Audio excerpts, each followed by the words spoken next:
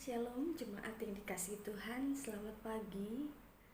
Bersyukur kepada Allah, hari ini hari Jumat Agung kita diperkenan kembali untuk beribadah dan mendengarkan firman Tuhan. Mari Bapak Ibu Saudara, sebelum kita mendengarkan firman Tuhan, saya mengajak kita semua untuk berdoa bersama-sama. Mari kita bersatu di dalam doa.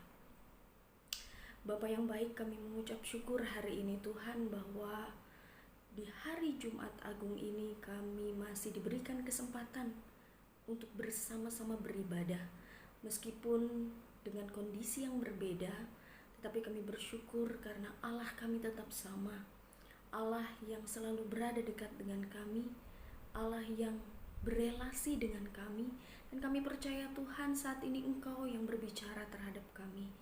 Dan saat ini Bapa, biarlah kami boleh mempersiapkan hati kami untuk mendengarkan firman-Mu. Kiranya Roh Kudus-Mu bekerja, tidak hanya mendengarkan, tetapi kami boleh merenungkan firman-Mu dan mengerti akan firman-Mu Tuhan. Sehingga firman ini menjadi berkat bagi setiap kami, khususnya dalam merenungkan pengorbanan dan kasih Tuhan yang begitu besar pada hari ini. Terima kasih ya Tuhan, di dalam nama Tuhan Yesus kami siap mendengarkan firman-Mu. Di dalam nama Tuhan Yesus kami siap menerima firman-Mu. Dalam nama Tuhan Yesus kami berdoa dan mengucap syukur. Amin.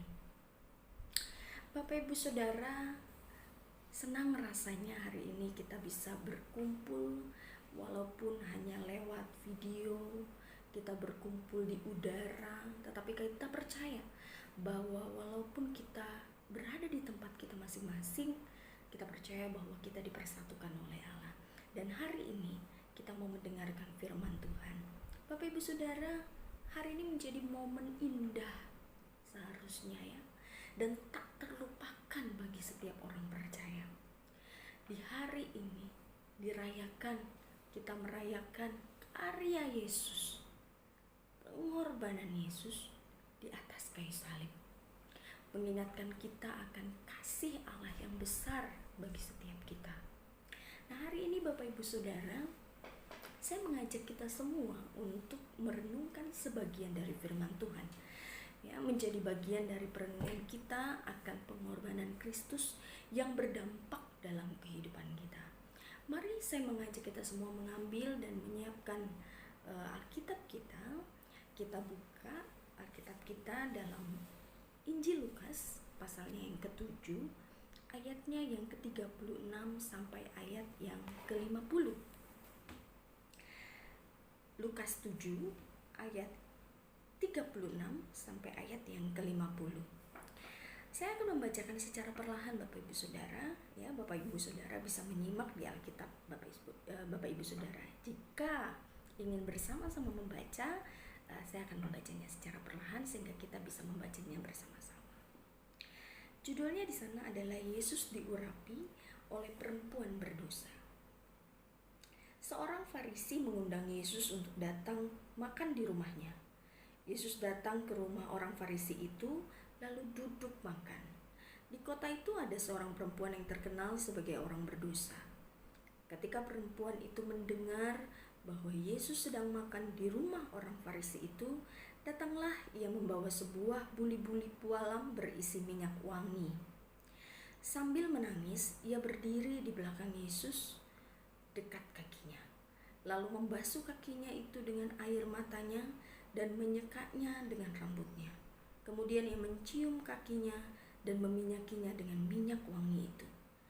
Ketika orang Farisi yang mengundang Yesus melihat hal itu, ia berkata dalam hatinya, "Jika ia ini nabi, tentu ia tahu siapakah dan apakah perempuan yang menjamahnya ini.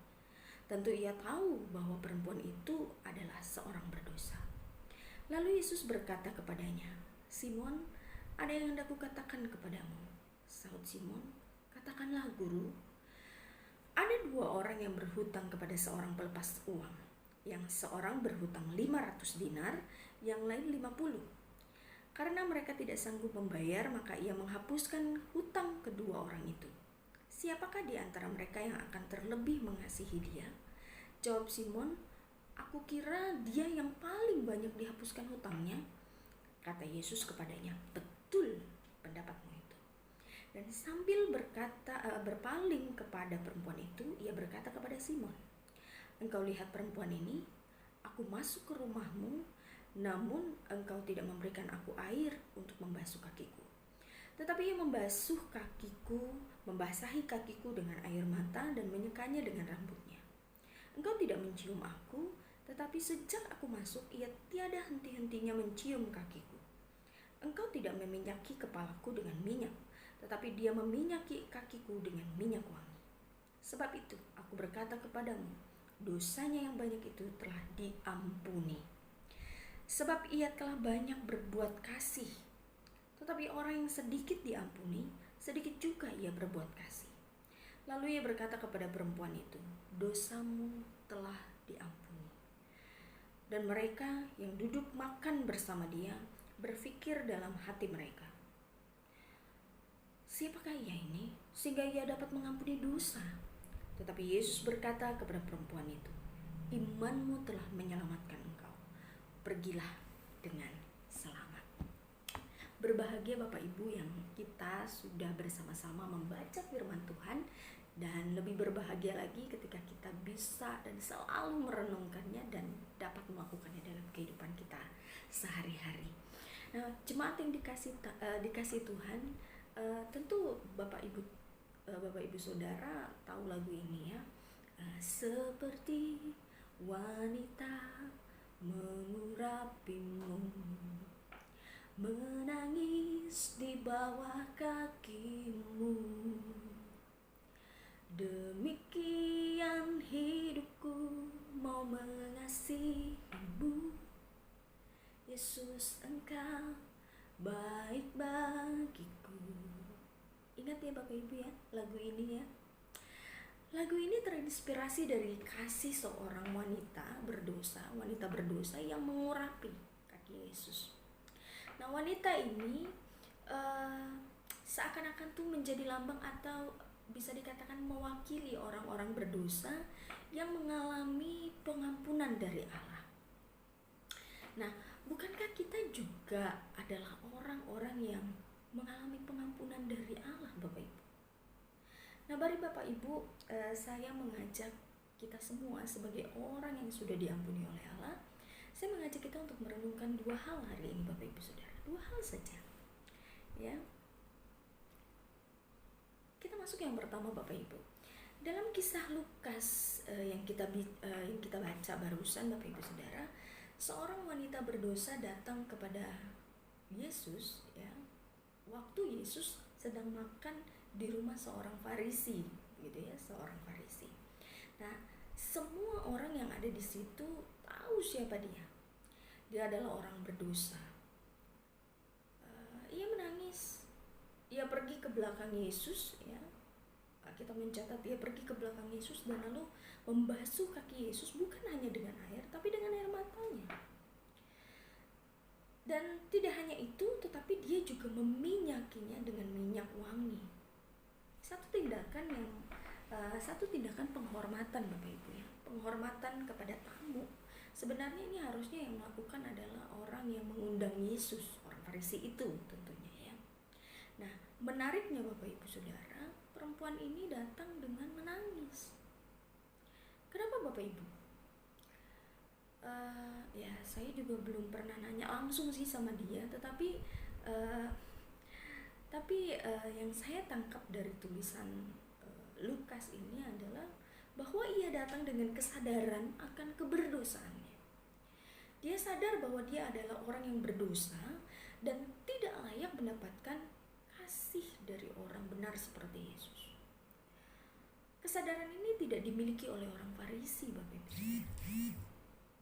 Ya. Buktinya di ayat yang ke-39, orang Farisi seakan menguji kenabian Yesus dengan identitas perempuan itu. Orang Farisi tidak menyadari bahwa dirinya pun berdosa di hadapan Allah. Berapa banyak dari kita Bapak Ibu Saudara yang sampai hari ini masih terus dan selalu datang kepada Allah dengan kesadaran bahwa kita ini sudah berdosa di hadapan Allah. Bukankah setiap hari kita berjuang melawan dosa? Bukankah setiap hari kita harus berhadapan dengan yang namanya dosa? Dan tidak jarang Bapak Ibu Saudara, kita jatuh dalam perangkap dosa. Nah, di hari ini Bapak Ibu Saudara, kita mengingat pengampunan terbesar bagi seluruh manusia berdosa. Pertanyaannya adalah, apakah peristiwa ini hanya kita jadikan kenangan, peringatan setahun sekali, ataukah menjadi satu momen untuk kita datang kepada Allah, kita memohon ampun di hadapan-Nya, mengakui setiap dosa dan pelanggaran kita. Dosa dan pelanggaran yang mungkin sudah mencoreng pengorbanan Yesus di atas kayu salib. Nah, Bapak Ibu Saudara, banyak orang Kristen masa kini Bapak Ibu Saudara ya, kalau kita lihat belakangan ini begitu, banyak yang merasa bahwa karena dosanya sudah diampuni di atas kayu salib, lantas membuat mereka hanyut dalam kebanggaan dan mulai sedikit yang datang kepada Tuhan untuk memohon ampun, ya, memohon ampun atas dosa-dosa mereka. Kebanyakan dari mereka adalah orang-orang yang datang sama Tuhan tuh biasanya adalah orang-orang yang banyak masalah, punya penyakit parah gitu ya, atau punya pergumulan yang berat. Maka mereka akan datang kepada Allah dan mulai merefleksi diri dan merasa bahwa apakah saya banyak dosa? Apa salah dan dosa saya Tuhan? Baru kita datang kepada Tuhan. Tetapi kalau hidup mereka baik-baik saja, hidup mereka nyaman, hidup mereka aman, kita merasa bahwa kita tidak berdosa, kita sedang tidak berdosa kepada Tuhan, dan kita merasa bahwa Tuhan tidak menegur kita, lalu kita tidak pernah minta ampun kepada Allah secara khusus, bahkan datang secara khusus untuk minta ampun kepada Tuhan. Nah, Bapak Ibu Saudara, bukankah kita ini setiap hari masih suka jatuh dalam dosa? Ya, dan itu artinya bahwa setiap hari seharusnya ya Bapak Ibu Saudara, setiap hari kita datang sama Allah dan mohon pengampunan Allah. Dan bukankah itu juga yang diajarkan oleh Tuhan Yesus dalam doa Bapa kami? Ya, dalam doa Bapa kami kita tahu bahwa ada satu bagian Tuhan Yesus mengajarkan kita untuk memohon ampun kepada Allah. Ya, ampunilah kesalahan kami seperti kami juga mengampuni orang yang bersalah kepada kami. Yesus saja mengajarkan kita Bapak Ibu Saudara, mengingatkan, menjadi satu peringatan bagi kita bahwa kita butuh pengampunan Allah. Bukan sebagai orang yang belum merasakan pengampunan Allah, bukan. Tetapi sebagai orang yang membutuhkan pengampunan Allah di sepanjang kehidupan kita. Ini adalah bentuk kesadaran bahwa kita adalah manusia lemah. Kita sadar bahwa kita adalah umat yang rentan untuk berbuat dosa. Bapak Ibu Saudara, seperti saya katakan tadi bahwa banyak orang Kristen yang terjebak Bapak Ibu Saudara, ya, terjebak dengan kebanggaan bahwa mereka telah mendapat pengampunan dari Allah. Kebanggaan ini membawa pada kesombongan sehingga kita tidak pernah lagi datang kepada Allah dengan hati yang hancur.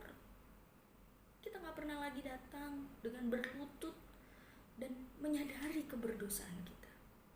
Karena apa Bapak Ibu Saudara? Karena kita merasa bahwa kita tidak berdosa. Bukankah ini juga yang dialami oleh bangsa Israel? Bukankah ini juga yang dilakukan oleh bangsa Israel?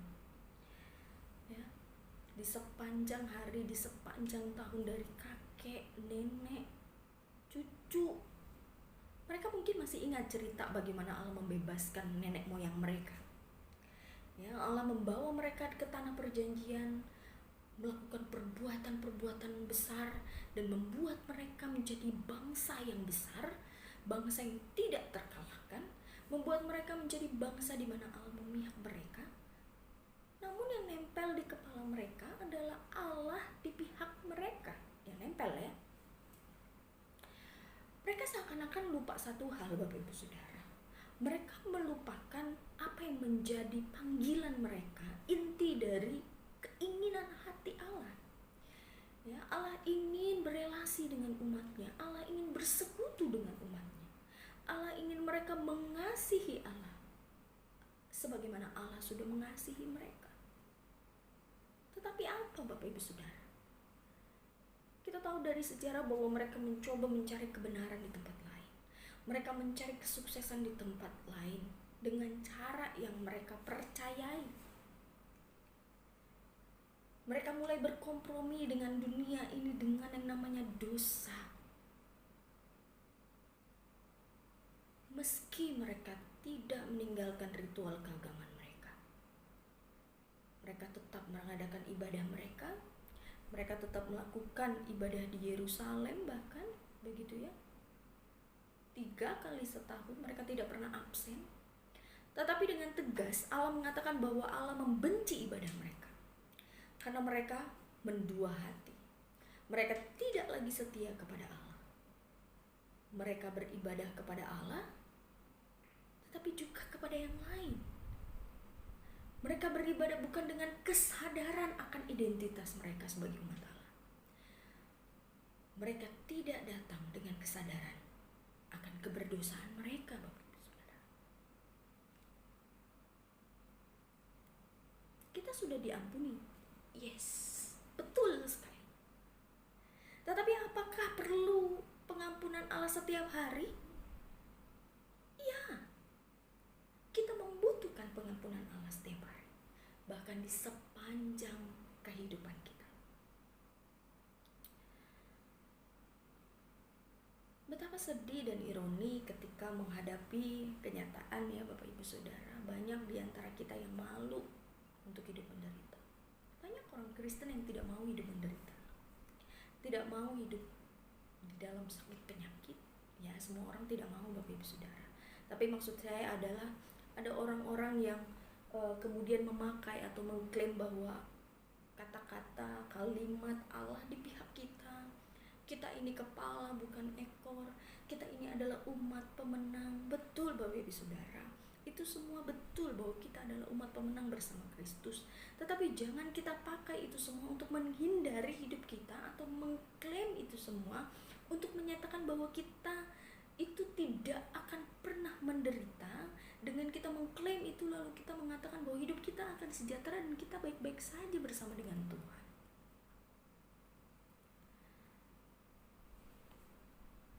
Banyak juga dari kita yang merasa bahwa kita ini adalah orang-orang Kristen, ya. Tetapi kita merasa bahwa kita harus punya ini dan punya itu baru kita bisa berbagi kepada orang lain. Kalau kita sudah punya cukup apa yang bisa kita berikan, lalu kita merasa bahwa kita sudah layak untuk kita memberikan sesuatu, kita merasa bahwa saat itulah kita benar-benar bisa memberi, kita bisa berbagi. Tetapi kalau kita belum punya, kita masih dalam kemiskinan, kita masih dalam kekurangan, atau kita merasa bahwa kita takut ditolak begitu ya. Nah, pertanyaannya adalah apakah kasih Allah begitu kurang sehingga kita merasa bahwa dengan kekurangan kita tidak bisa berbagi. Dan ada juga yang berpikir bahwa kita mengasihi Allah, bukan berpikir ya, tapi berkata kita mengasihi Allah, tetapi pada kenyataannya kita tidak mengasihi Allah, kita sedang mengasihi diri kita sendiri. Kita lebih mengasihi diri kita sendiri daripada mengasihi Allah dan sesama kita. Kita tidak lagi memperhitungkan apa yang Tuhan kehendaki dalam hidup kita, apakah ini Tuhan senang, apakah Tuhan tidak senang, gitu ya. Apakah Tuhan kecewa atau Tuhan tidak kecewa, bahkan bangga terhadap kita, enggak lagi.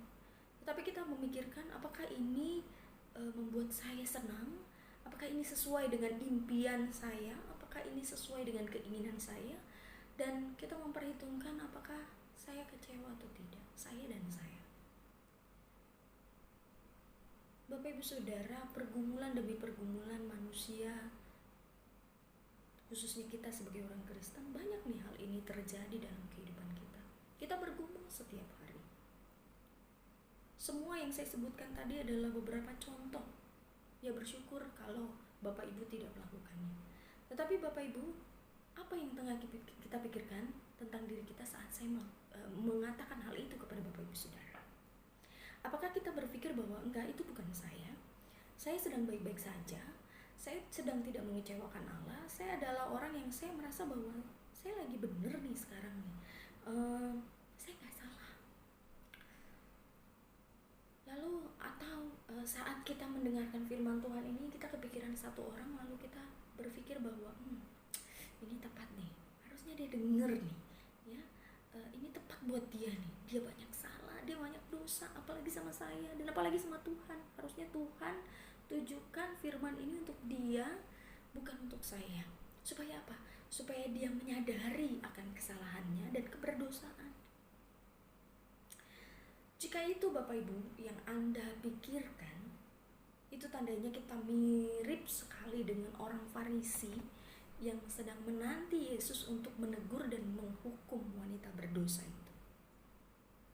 Kita berharap Tuhan menegur dia, kita berharap Tuhan mengubahkan dia, ya, dan kita adalah orang yang sesungguhnya seperti yang Yesus katakan bahwa kita bisa melihat balok di mata kita, di mata saudara kita, tetapi kita nggak bisa melihat selembar hal yang kecil di mata kita sendiri. Lucu ya Bapak Ibu Saudara. Nah ini Bapak Ibu Saudara, wanita berdosa di Lukas yang kita baca mewakili salah satu respons orang berdosa yang mencari pengampunan. Ia mencari kepuasan hidup, ia mencari nafkah untuk menghidupi dirinya dengan berbagai cara. Dan kita tahu bahwa dia mencarinya dengan cara yang berdosa. Tetapi ia sadar bahwa hidupnya enggak layak di hadapan Tuhan. Inilah yang membuat dia datang dan tidak henti-hentinya menangis di hadapan Yesus. Yang ia bisa lakukan adalah membasuh kaki Yesus dan menyekanya dengan rambutnya. Kemudian satu kalimat mengubah hidupnya Bapak Ibu Saudara. Dosamu telah diampuni, imanmu telah menyelamatkanmu, pergilah dengan selamat. Nah bagaimana dengan kita Bapak Ibu Saudara? Sudahkah Anda berlutut hari ini di hadapan Allah? Sudahkah kita mengakui dosa kita di hadapan Allah dengan menangis? Dengan membawa semua yang kita punya untuk dipersembahkan kepada Allah. Sudahkah Anda datang dengan harapan bahwa Allah akan mengubah hidupmu? Hari ini saya mengajak kita melakukan ini semua. Mari kita datang di hadapan Tuhan dengan kesadaran bahwa kita manusia berdosa yang membutuhkan pengampunan Allah. Hanya Allah, hanya Yesus yang bisa memberikan pengampunan itu. Poin pertama Bapak Ibu Saudara, dosaku diampuni, ya, menjadi sebuah kesadaran siapa kita di hadapan Allah. Kita adalah orang yang berdosa di hadapan Allah, yang ditebus oleh Allah. Bukan berarti kita bebas dari dosa, tapi kita membutuhkan Allah. Kita membutuhkan pengampunan dari Allah. Dan dosaku diampuni bukanlah sebuah klaim untuk hidup tanpa penderitaan. Bukanlah sebuah kesombongan, melainkan sebuah kesadaran siapa kita di hadapan Allah. Nah Bapak Ibu yang dikasihi Tuhan, selanjutnya dosaku diampuninya. Betul bahwa dosa kita sudah diampuni oleh Allah. Lalu apa selanjutnya? Perlukah kita meresponinya atau cukup dengan datang kepada Allah dengan kesadaran akan keberdosaan kita dan mengakui bahwa Yesus adalah juru selamat kita? Cukup sampai di situ? Tentu tidak Bapak Ibu Saudara. Kalau kita bicara dengan pasangan yang sedang dimabuk cinta ya Bapak Ibu Saudara ya, mereka pasti setuju sama saya bahwa pengakuan diperlukan dalam sebuah hubungan, ya, dalam hubungan mereka. Nah, kadang yang dicari dalam sebuah hubungan adalah pengakuan, ya. Pengakuan bahwa aku mencintaimu, begitu ya. Pengakuan aku menyayangimu, aku tidak bisa hidup tanpamu. Ya. Pengakuan-pengakuan ini menjadi penting dalam sebuah hubungan. Ya. Karena pengakuan menjadi satu penegasan, kadang-kadang bisa menjadi satu penegasan Bapak Ibu Saudara, dan satu tekad yang diikrarkan. Ya, karena kalau udah diucapkan dia kan harus bertanggung jawab. Menjadi satu ikrar kepada pasangan kita.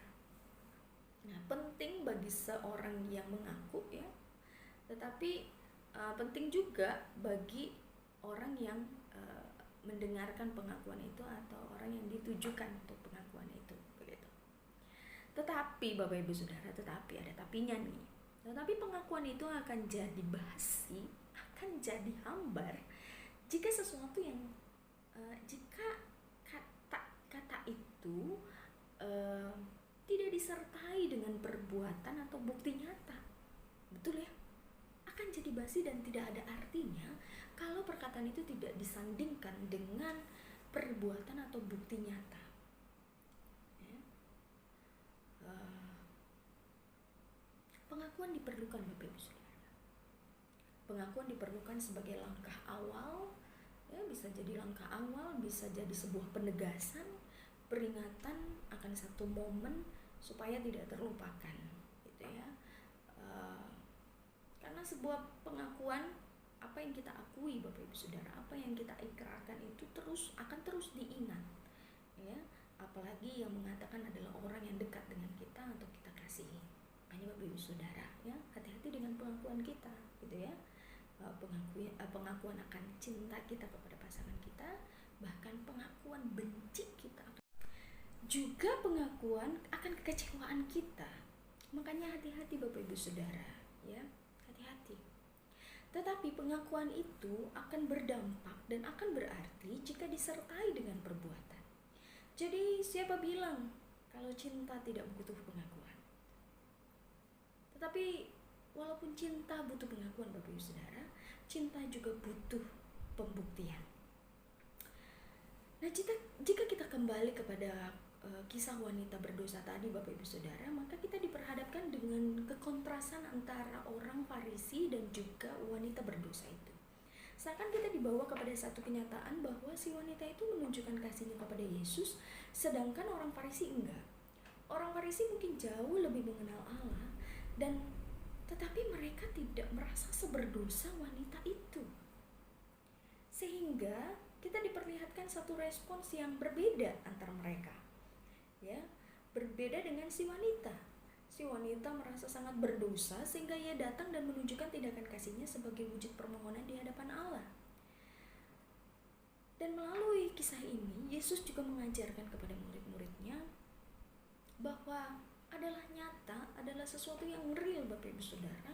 Kalau orang yang sudah menerima pengampunan yang jauh lebih besar, itu akan memberikan respon juga berbeda dengan orang yang merasa bahwa mungkin dia merasa biasa aja, gitu ya, biasa aja, dan merasa bahwa oh ya, saya udah diampuni, nggak lebih dari orang Farisi itu, gitu ya.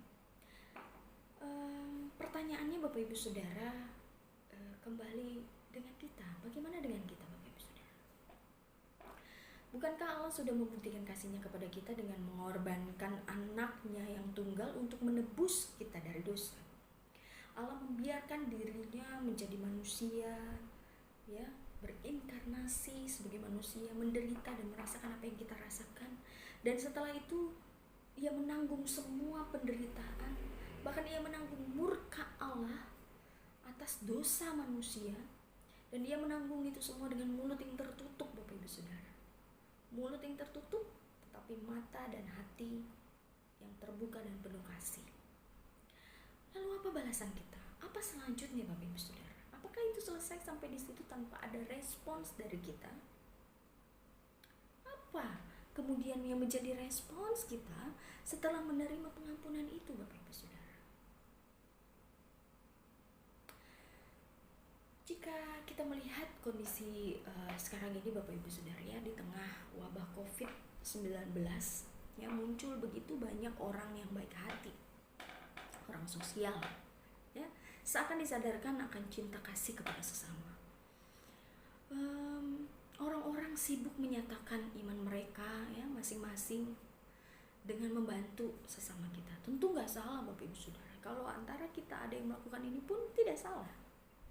Ya,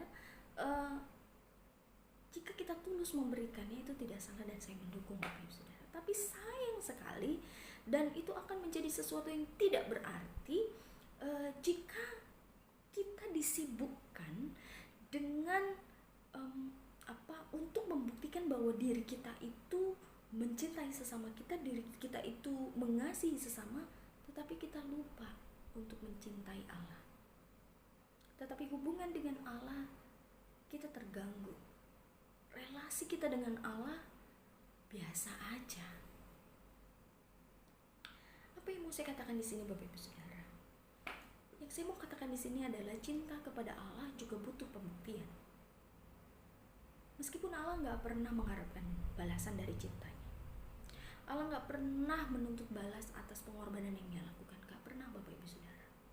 Saat Dia menebus kita, Dia tulus menebus kita tanpa ada embel-embel. Tetapi bukankah itu semua juga bukankah itu juga seharusnya mendatangkan respons kita sebagai orang-orang yang sudah menerima pengampunan dari Allah? Bukankah kita juga dengan manusia juga melakukan hal yang sama? Ketika kita ditolong oleh teman-teman kita, sesama kita, kita memberikan respon balik, respon balasan kepada mereka. Jauh lebih besar kepada Allah, bukan? Seharusnya. Kalau kita bicara gerakan memberi sembako, gerakan memberi makanan, keperluan, obat-obatan, peralatan APK dan segala macam, silakan Bapak Ibu Saudara. Itu baik. Itu baik. Kita tidak tahu apa yang dampak apa yang akan kita berikan. Dampak apa yang akan mereka dapatkan. Ya, bahwa tindakan kasih itu bisa saja menjadi berkat bagi mereka. Kita tidak tahu. Dan begitu berarti bagi mereka. Tetapi firman Tuhan hari ini mau ingatkan satu hal dan mau tekankan satu hal Bapak Ibu Saudara. Bahwa sebelum kita lakukan itu semua, mari kita datang kepada Tuhan. Kita datang kepada Tuhan, kita cari kehendaknya sebagai orang yang dikasihinya, orang yang tahu kehendaknya, kita cari kehendaknya. Jadikan semua tindakan kasih kita itu sebagai respons akan pengampunan yang sudah kita terima dari Allah. Bukan karena kekayaan yang kita miliki, bukan karena kita cukup berlebih materi kita lalu kita merasa bahwa saya perlu untuk membagikannya kepada mereka, bukan karena supaya dilihat orang lain, bukan untuk diakui oleh manusia bahwa kita ini adalah orang beriman, bukan Bapak Ibu Saudara. Mau diakui mau tidak itu urusan Tuhan, tetapi urusan kita adalah kita memberi karena kita sudah menerima kasih Allah. Yang ditekankan di sini adalah motivasi, makna di balik semua tindakan kasih dan dasar di balik tindakan kasih yang kita lakukan kepada sesama. Jumat Agung ini Bapak Ibu Saudara bukan sekedar peringatan hari raya. Ingat itu Bapak Ibu Saudara. Tetapi membawa kita akan kesadaran bahwa kita adalah manusia berdosa di hadapan Allah yang sudah ditebus oleh Allah. Kesadaran bahwa kita membutuhkan pengampunan Allah. Tidak hanya satu kali dalam kehidupan kita, tetapi setiap hari kita membutuhkan pengampunan Allah. Kita membutuhkan sepanjang kehidupan kita. Dan yang kedua, Jumat Agung juga bukan sebuah peringatan, sekedar peringatan bukan, melainkan satu pengakuan bahwa dosa kita sudah diampuninya. Pengakuan itu membawa kita untuk membuktikan kasih kita kepada Allah. Kalau Allah sudah membuktikan kasih-Nya, kini giliran kita Bapak Ibu Saudara. Kita buktikan kasih kita kepada Allah. Caranya bagaimana? Cari kehendaknya Bapak Ibu Saudara. Lakukan apa yang menjadi perintahnya, lakukan kehendaknya, mengasihi Allah, kembali bangun relasi yang baik dengan Allah. Saat teduhmu, baca Alkitabmu, andalkan Tuhan, bahkan di tengah corona ini, ya, kondisi yang kita harus jaga jarak. Dan meski ada jaga jarak, kita tetap membuktikan kasih kita dengan mengasihi Allah dan juga mengasihi sesama kita. Lakukan setiap tindakan kasih kita sebagai respons kita. Kita dasari itu sebagai orang-orang yang sudah ditebus oleh Allah. Mari Bapak Ibu, Saudara, kiranya firman Tuhan hari ini boleh kembali merefresh, mengingatkan kita akan begitu besar kasih Allah akan hidup kita. Menyadari bahwa hidup kita ini banyak dosa di hadapan Tuhan, yang setiap hari kita butuh pengampunan Tuhan. Dan firman Tuhan kiranya boleh menjadi berkat bagi kita, motivasi bagi kita untuk terus melakukan tindakan kasih, apapun bentuknya itu. Mari Bapak Ibu Saudara, tetapi jangan hanya euforia lagi corona. Setelah corona lalu kita sudah disibukkan dengan pekerjaan, lalu kita berkata bahwa udah selesai dan tindakan kasih kita berhenti. Tidak Bapak Ibu Saudara, biarlah ini menjadi motivasi kita untuk terus melakukannya dalam kehidupan kita, sehingga Roh Kudus terus gerakan kita untuk hidup di dalam kasih Allah. Mari Bapak Ibu Saudara, kita sama-sama berdoa. Kita mau menyerahkan firman Tuhan yang sudah kita dengar ini kepada Allah, dan biarlah Roh Kudus bekerja atas firman yang sudah kita dengarkan. Mari kita berdoa. Bapa yang baik, kami mengucap syukur kepadamu ya Tuhan, oleh karena kasih setia Tuhan kepada kami. Terima kasih untuk pengorbananmu yang luar biasa, karya Tuhan, kasih Tuhan, bukti cinta kasih Tuhan kepada kami. Terima kasih ya Tuhan. Kami menyadari begitu banyak keberdosaan kami di hadapan Tuhan. Kiranya Tuhan mengampuni kami. Tuhan ampuni setiap kami. Biarlah kami terus datang kepada Tuhan, menyadari bahwa kami membutuhkan Engkau, membutuhkan pengampunan-Mu dalam setiap kehidupan kami. Dan biarlah ya Tuhan, Roh Kudus terus menolong kami untuk kami melakukan setiap tindakan kasih kami, tidak hanya kepada Allah, tetapi juga kepada sesama kami, dengan motivasi yang benar, dengan dasar yang benar, dengan kehendak Tuhan, rencana Tuhan ada di dalamnya. Terima kasih ya Tuhan. Hamba-Mu sudah selesai berbicara, tapi kami percaya Roh Kudus akan terus berbicara. Biarlah firman ini terus menjadi rema bagi setiap kami, berbicara dan mengubahkan kehidupan kami. Terima kasih ya Tuhan. Terpuji nama Tuhan, di dalam nama Tuhan Yesus kami berdoa dan mengucap syukur. Amin. Selamat hari Jumat Agung Bapak Ibu Saudara. Kiranya kasih pengorbanan Tuhan Yesus dalam kehidupan kita boleh mengubahkan hidup kita menjadi serupa dengan Kristus. Dan satu hal, bahwa kita tetap setia terus kepada Allah. Shalom dan sampai ketemu lagi di kesempatan yang akan datang. Tuhan berkati.